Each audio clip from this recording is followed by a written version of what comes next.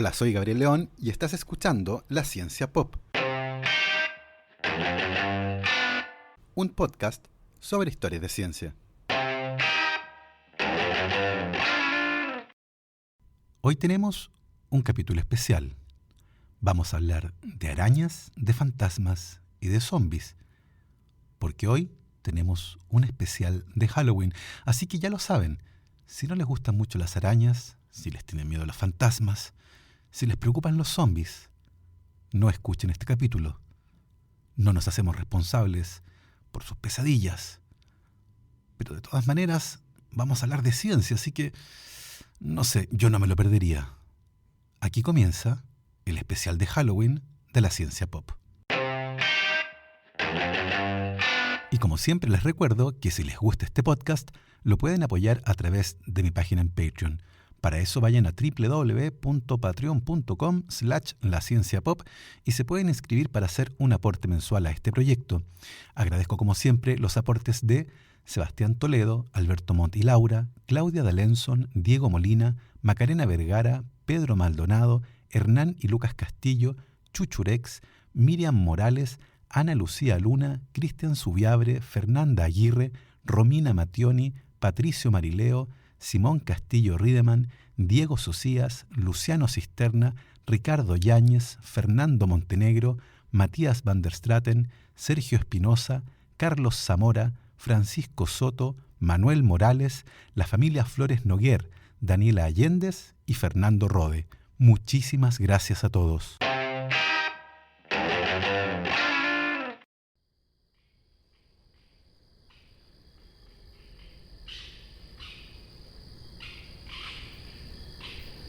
Hoy daremos un paseo por una típica casa embrujada. Los invito a apagar las luces, a sentarse en algún lugar cómodo y a disfrutar de esta historia en silencio.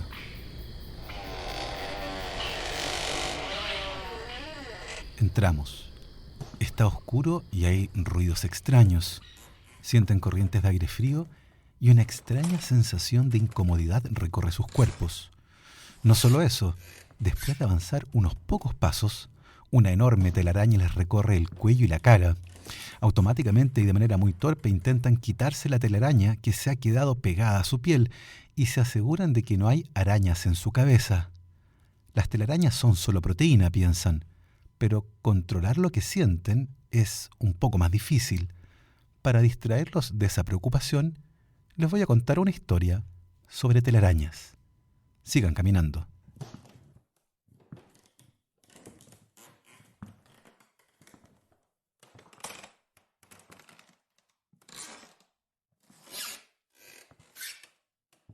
Es el año 1948 y los investigadores del Departamento de Zoología de la Universidad de Tübingen en Alemania, encabezados por el Dr. Hans Peters, estaban interesados en entender cómo las arañas tejen su tela.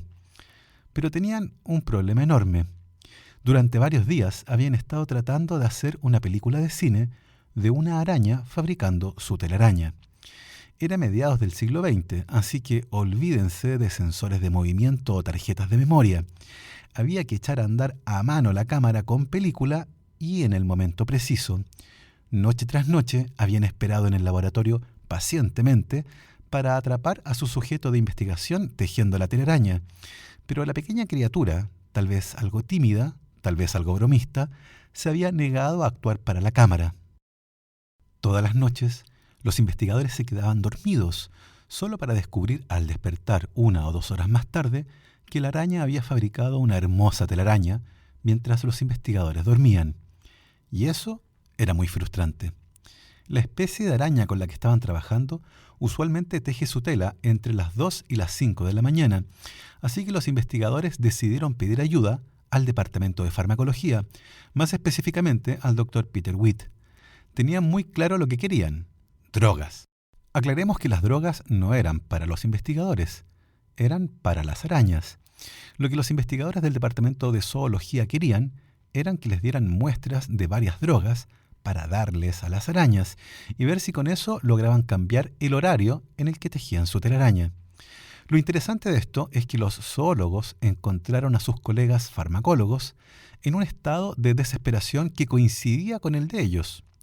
El doctor Witt y sus colegas, los farmacólogos, habían estado experimentando con varias drogas en voluntarios humanos para tratar de averiguar si diferían en sus efectos. Esas drogas, como marihuana, mescalina, morfina, escopolamina y benzedrina, habían evocado respuestas maravillosas en los voluntarios, como sueños fantásticos, visiones extrañas en color, risas, lágrimas y todo tipo de emociones. Pero los experimentos no habían dado ninguna respuesta a la pregunta sobre las diferencias específicas entre las drogas. Obviamente los farmacólogos no tenían idea de los efectos que estas drogas podían tener en las arañas, y con esa advertencia el Dr. Witt les entregó muestras de las drogas que tenía en su laboratorio. A la mañana siguiente, los investigadores del Departamento de Zoología regresaron con noticias que, aunque bastante decepcionantes para ellos, eran muy emocionantes para los farmacólogos. Las drogas que habían administrado a las arañas no habían modificado su rutina para tejer la telaraña, pero habían causado que las arañas tejieran unas telarañas muy extrañas, con formas que nunca antes habían visto. Y así, gracias a este golpe de suerte, el Dr. Witt, que había obtenido resultados muy variables estudiando los efectos de estas drogas en los seres humanos, decidió que las arañas eran un mejor modelo de investigación, uno mucho más simple que podía servir para probar los efectos de las drogas en el sistema nervioso. Además, podrían producir información muy útil. Si las arañas respondieran de manera específica a diferentes drogas, ofrecerían una metodología fácil y reproducible para identificar una pequeña cantidad de un medicamento desconocido, por ejemplo, en casos de intoxicación accidental o deliberada. Una suerte de perito farmacológico que podría permitir la identificación de una droga a partir del patrón de la telaraña que tejiera cuando estuviera bajo la influencia de esa droga. Afortunadamente, el profesor Hans Peter y sus colegas del Departamento de Zoología tenían muchos datos sobre el patrón normal de las telarañas, incluidas las formas geométricas y tamaños, por lo que comenzaron una colaboración muy fructífera. ¿Cómo se administran drogas a una araña? Después de muchos experimentos, uno de los estudiantes del laboratorio de farmacología encontró una manera conveniente. Las drogas eran diluidas en agua azucarada, la que era inyectada en una mosca. Luego, la mosca era cortada por la mitad y se le ofrecía como almuerzo a las arañas, las que aparentemente disfrutaban mucho del agua azucarada, ya que todas las drogas que les ofrecieron de esta forma fueron consumidas. ¿Eso o las arañas realmente disfrutaban las drogas? Varias de ellas tenían efectos peculiares. La benzedrina hacía que las arañas perdieran la simetría en su tela, mientras que la marihuana hacía que las arañas tejieran una tela muy incompleta, haciendo la parte espiral solo cerca del centro y omitiendo las partes más externas, algo así como la idea estereotípica del marihuanero flojo. A pesar de estos interesantes resultados, la investigación con las arañas drogadas no prosiguió y nadie les prestó mucha atención, hasta el año 1984, cuando el investigador James Nathanson publicó un estudio en el que analizaba el efecto insecticida de la cafeína, demostrando que este alcaloide mataba larvas de insectos. De hecho, muy probablemente, el papel más importante de la cafeína, que se acumula preferentemente en la semilla de la planta del café, sea protegerla del ataque de los insectos. En el caso del té, la cafeína se acumula preferentemente en las hojas y no en la semilla, por lo que en ese caso la cafeína protege a las partes verdes de la planta. Si se están preguntando qué relación hay entre la teína presente en el té y la cafeína, les aclaro que se trata de exactamente la misma molécula, solo que las hojas de té acumulan menos cafeína que los granos de café. Finalmente, en 1995, la NASA publicó un estudio en el que se proponía que las arañas podían usarse como un biomarcador para determinar la toxicidad de varias drogas, incluyendo la cafeína, a partir del patrón de la telaraña que tejían cuando se les administraban drogas. A esta altura, ya se olvidaron de la telaraña en sus caras y están pensando en arañas drogadas. Arañas gigantes drogadas.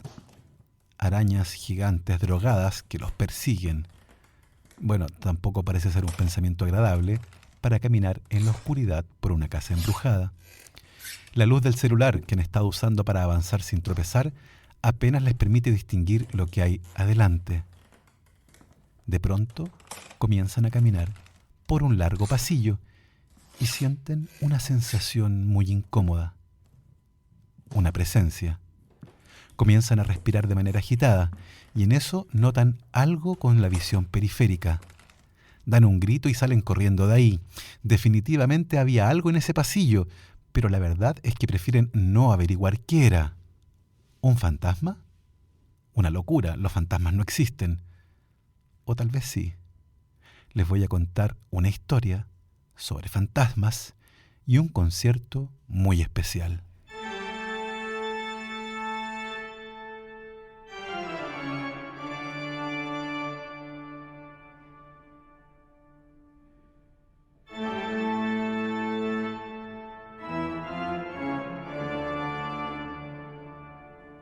A principios de 1980, el ingeniero inglés Vic Tandy estaba trabajando en una empresa que fabricaba equipos anestésicos, de cuidados intensivos y de soporte vital, por lo que siempre había algún equipo haciendo algún ruido en una esquina del laboratorio en el que pasaba la mayor parte de su tiempo. Una mañana temprano, Tandy llegó al laboratorio y encontró a la mujer que hacía la limpieza saliendo aterrorizada del lugar. Ella fue incapaz de explicar lo que había sucedido, pero estaba desbordada por una abrumadora sensación de miedo y la molesta idea de que no estaba sola en el laboratorio, a pesar de que, evidentemente, a esa hora no había nadie más. Tandy pensó que era algo relacionado con trabajar tan temprano en una instalación tan vieja y crujiente, pero en los siguientes días, Tandy y sus dos compañeros de laboratorio, igualmente escépticos y nada dados a lo paranormal, notaron una atmósfera extraña e inquietante asociada con su espacio de trabajo. Tandy lo describió como una sensación de depresión, acompañada de sudoración fría. Y hubo otros acontecimientos extraños. En un caso, por ejemplo, otro ingeniero estaba ocupado en una mesa de trabajo y sintió que alguien lo miraba por encima de su hombro, pero cuando se volvió para dirigirse a esa persona, no había nadie ahí. Y la cosa se mantuvo así hasta que, una noche, en la que Tandy estaba trabajando solo en el laboratorio, comenzó a sentirse cada vez más raro. Estaba sudando frío y la sensación de incomodidad era notable, espeluznante, a decir verdad. Era como si hubiera algo ahí con él. Sin embargo, no había manera de entrar en el laboratorio sin pasar por el escritorio donde él estaba trabajando.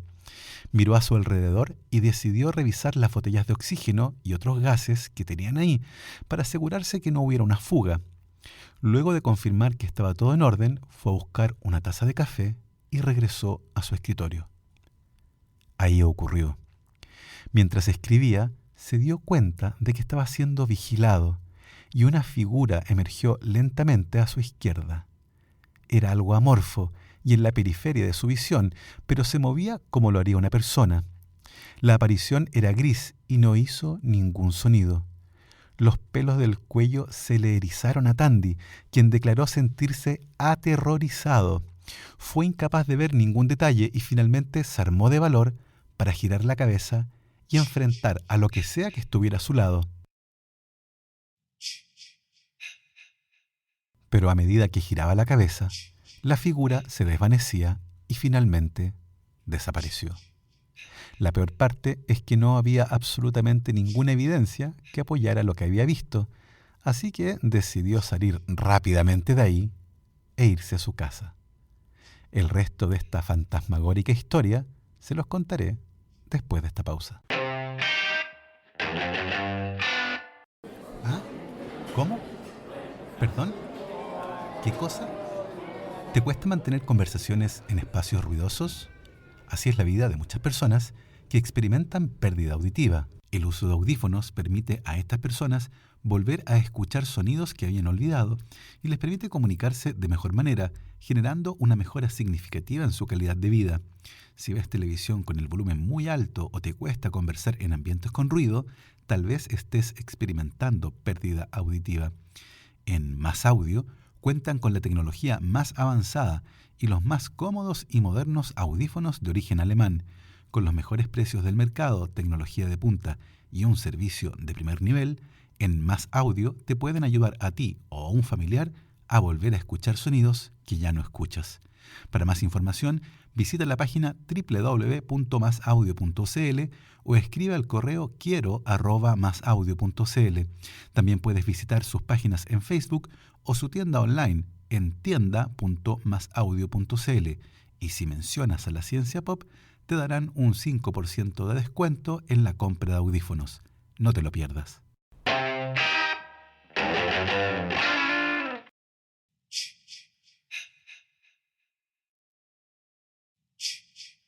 Al día siguiente de su experiencia paranormal, Big Tandy, que estaba entrenando para una competencia de esgrima, necesitaba hacer unas modificaciones en su espada, así que la fijó desde el mango en un tornillo para poder hacer los ajustes. Fue por un poco de aceite y al regresar, encontró el extremo libre de la espada vibrando frenéticamente. Recordó la experiencia de la noche anterior y sintió una punzada de miedo. Sin embargo, las piezas vibratorias de metal a plena luz del día parecían menos terroríficas que las apariciones fantasmagóricas en medio de la noche, por lo que decidió experimentar. Si la hoja de la espada estaba vibrando, estaba recibiendo energía que debe haber estado variando en intensidad a una velocidad igual a la frecuencia en la que resonaba la hoja de la espada. El tipo de energía que podía hacer eso recibe el nombre coloquial de sonido. El sonido que usualmente podemos oír tiene una frecuencia que va desde los 20 Hz a los 20 kHz, y la frecuencia es la propiedad del sonido que determina el tono. Mientras más baja es la frecuencia, más grave es el tono. Y mientras más alta la frecuencia, más agudo el tono.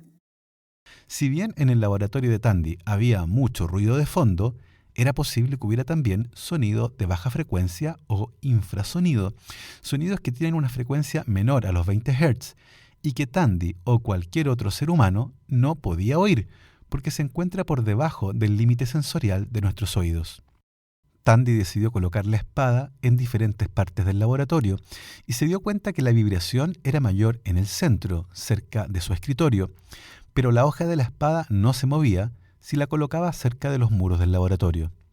Es importante entender que lo que llamamos sonido es causado por la vibración en la presión del aire que nos rodea y se representa gráficamente como una onda. Si alguien les gritara, la onda sonora viajará hacia sus oídos a través del aire, es decir, una onda que se mueve.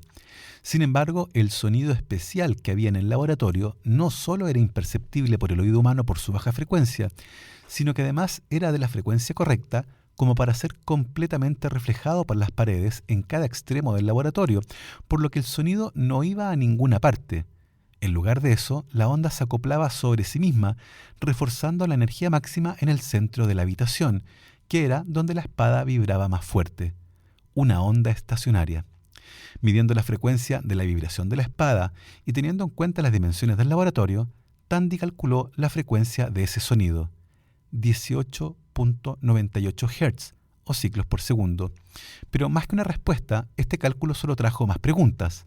¿De dónde venía ese sonido inaudible y qué efecto podía causar en las personas aún sin escucharlo? Encontrar la fuente del sonido de baja frecuencia fue fácil.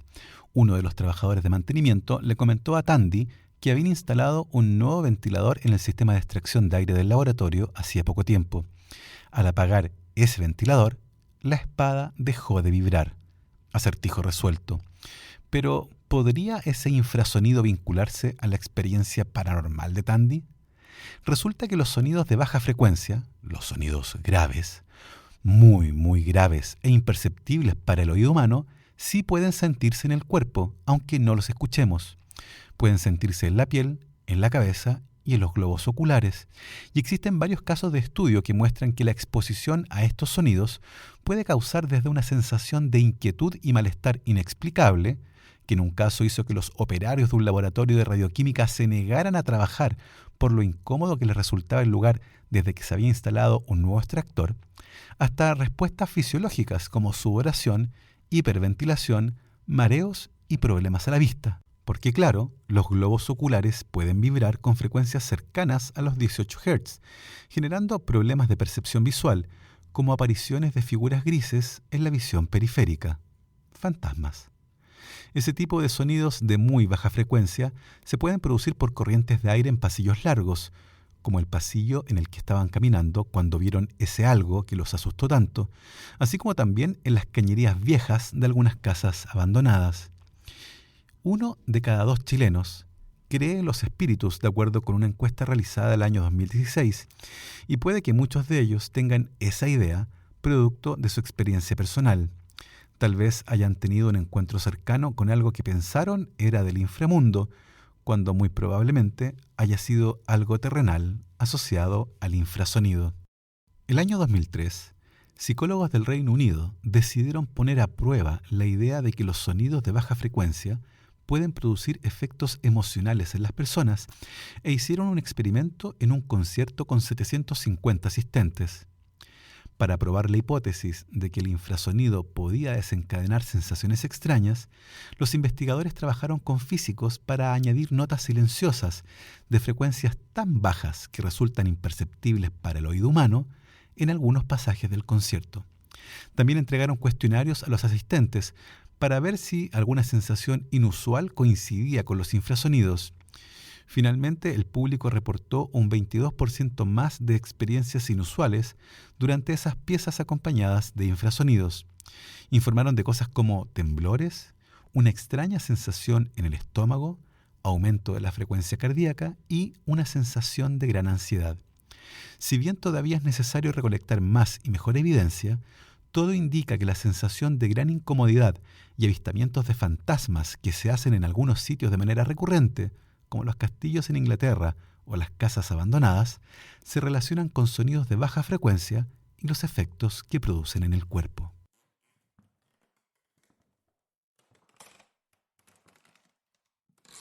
Ya se han recuperado del susto y siguen caminando por la casa. Los fantasmas no existen, repiten en su cabeza. El corazón ya no les palpita de manera acelerada y se les ha normalizado la respiración. Bajó la adrenalina. Pasan por la cocina y siguen en dirección a un gran comedor, con una mesa dispuesta para 12 personas. En eso sienten un gruñido, casi imperceptible. Se paralizan. ¿Será un animal? ¿O tal vez un zombi?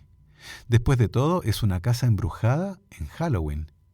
Y claro, los zombies no existen tampoco, ¿cierto? O tal vez sí.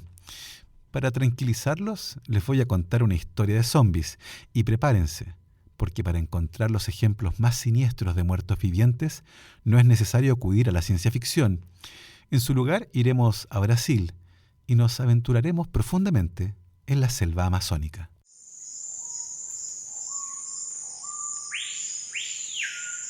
Van caminando por la selva. Encuentren una hoja que esté colgando a unos 25 centímetros por encima del suelo. Ahora tomen esa hoja y miren debajo de ella. Si tienen suerte, encontrarán a una hormiga aferrada a la vena central de la hoja, con las mandíbulas sujetas firmemente ahí, como si su vida dependiera de ello. Sin embargo, la vida de esta hormiga ya ha terminado, y su cuerpo le pertenece al Ophiocordyceps unilateralis, el hongo de las hormigas zombies. Cuando este hongo infecta a una hormiga, crece a través del cuerpo del insecto, drenando sus nutrientes y secuestrando su mente.